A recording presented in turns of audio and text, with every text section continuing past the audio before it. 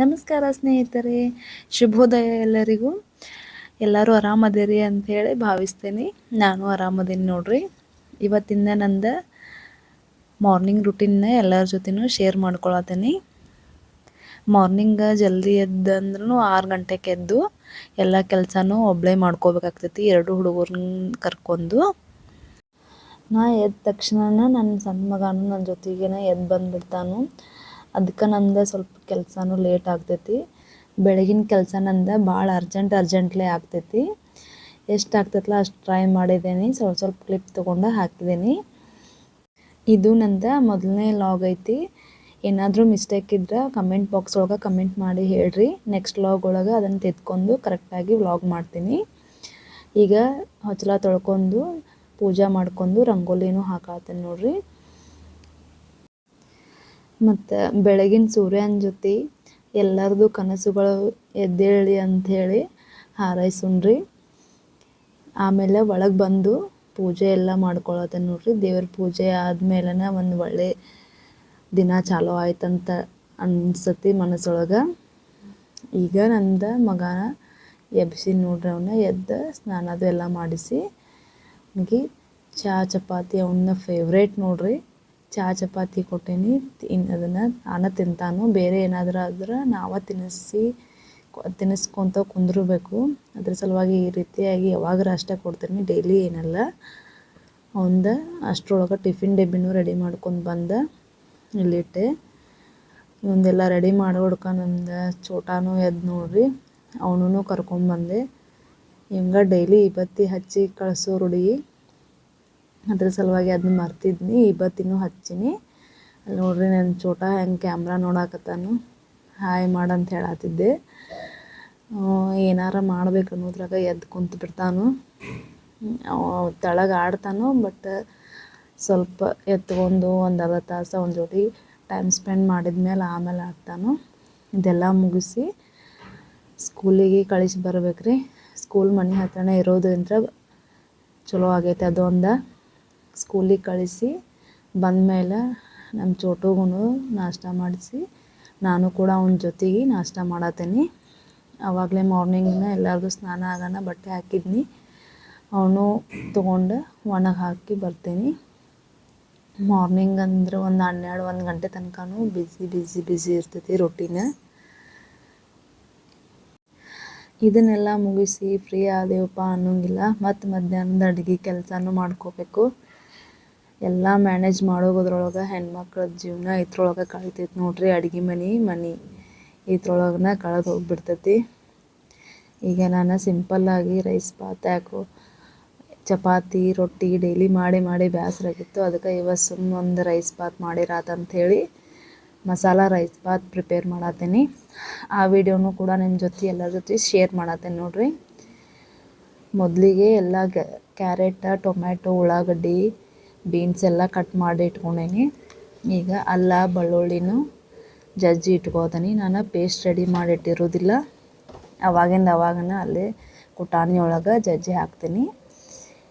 ಈಗ ಒಂದು ಕುಕ್ಕರ್ ಇಟ್ಕೊಂಡು ಎಣ್ಣೆ ಹಾಕ್ಕೊಂಡು ಮಸಾಲೆ ಐಟಮ್ಸ್ಗಳು ಹಾಕ್ಕೊಳತ್ತೀನಿ. ಏಲಕ್ಕಿ, ಲವಂಗ, ಪಲಾವ್ ಎಲೆ ಹಾಕ್ಕೊಂಡು ಒಂದು ಮೀಡಿಯಮ್ ಸೈಜ್ ಉಳ್ಳಾಗಡ್ಡಿನ ಹಾಕ್ಕೊಂಡು ಫ್ರೈ ಮಾಡ್ಕೊಳತ್ತೀನಿ. ಈ ಉಳ್ಳಾಗಡ್ಡಿ ಜಾಸ್ತಿ ಕರೆದ್ರನ ಟೇಸ್ಟ್ ಒಂಥರ ಬಿರಿಯಾನಿ ಟೈಪ್ ಟೇಸ್ಟ್ ಬರ್ತಾವೆ ನೋಡ್ರಿ. ಅದಕ್ಕೆ ನಾನು ಜಾಸ್ತಿ ಕರ್ಕೋತೇನೆ ಅದನ್ನು. ಈಗ ಕ್ಯಾರೆಟ್, ಬೀನ್ಸ್, ಬಟಾಣಿ ಇದೆಲ್ಲನೂ ಹಾಕ್ಕೊಂಡು ಟೊಮ್ಯಾಟೊನೂ ಹಾಕ್ಕೊಂಡೇನಿ.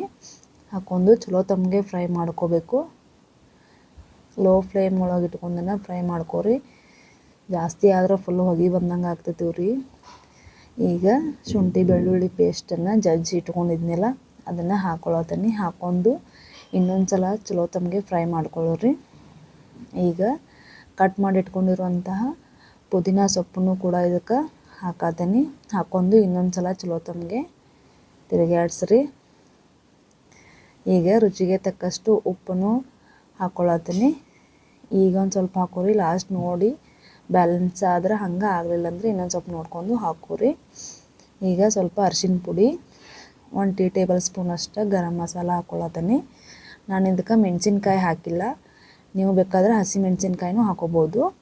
ನಾನು ಇದಕ್ಕೆ ಮಸಾಲೆ ಖಾರನ ಹಾಕ್ಕೊಳತ್ತೇನೆ ನೋಡಿರಿ. ಹಾಕ್ಕೊಂಡು ಸ್ವಲ್ಪ ಟೇಸ್ಟಿಗೆ ಸಕ್ಕರೆನೂ ಹಾಕ್ಕೊಳತ್ತೇನೆ. ಸಕ್ಕರೆ ನಿಮಗೆ ಬೇಕಾದ್ರೆ ಹಾಕೋಬೋದು, ಇಲ್ಲಾಂದರೆ ಇಲ್ಲ. ಈಗ ಇನ್ನೊಂದು ಸರಿ ಚಲೋ ತಮಗೆ ಮಿಕ್ಸ್ ಮಾಡ್ಕೋಬೇಕು. ಅದಾದಮೇಲೆ 1 ಟೀ ಟೇಬಲ್ ಸ್ಪೂನಷ್ಟು ಧನಿಯಾ ಪೌಡರ್ ಹಾಕ್ಕೊಂಡು ಇನ್ನೊಂದು ಸಲ ಚಲೋ ತಮಗೆ ಮಿಕ್ಸ್ ಮಾಡ್ಕೊಳತ್ತೇನೆ.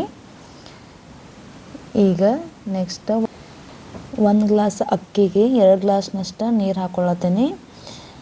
ಜಾಸ್ತಿ ನೀರು ಹಾಕೋದ್ರಿಂದ ಅನ್ನ ಭಾಳ ಮೆತ್ತಗಾಗ್ತೈತಿ. ಅದಕ್ಕೆ 1 ಗ್ಲಾಸ್ ಅಕ್ಕಿಗೆ 2 ಗ್ಲಾಸ್ನಷ್ಟು ನೀರು ಹಾಕ್ಕೊಂಡ್ರೆ ಕರೆಕ್ಟಾಗಿ ಉದುರಾಗಿ ರೈಸ್ ಬರ್ತೈತಿ. ನಾನಿಲ್ಲಿ ತೊಳೆದಿಟ್ಕೊಂಡಿರೋ ಅಕ್ಕಿಯನ್ನು ಈಗ ಕುದಿಯುವಾಗ ಹಾಕ್ಕೊಳತ್ತೇನೆ. ಹಾಕ್ಕೊಂಡ್ಮೇಲೆ ಕಟ್ ಮಾಡಿಟ್ಕೊಂಡಿರುವಂತಹ ಕೊತ್ತಂಬರಿನೂ ಸಹ ಇದಕ್ಕೆ ಹಾಕ್ಕೊಳತ್ತೇನೆ. ಹಾಕ್ಕೊಂಡ್ಮೇಲೆ ಚಲೋ ತಮಗೆ ಮಿಕ್ಸ್ ಮಾಡ್ಕೊಂಡು ಆಮೇಲೆ ಲಿಡ್ ಕ್ಲೋಸ್ ಮಾಡ್ಕೋಬೇಕು.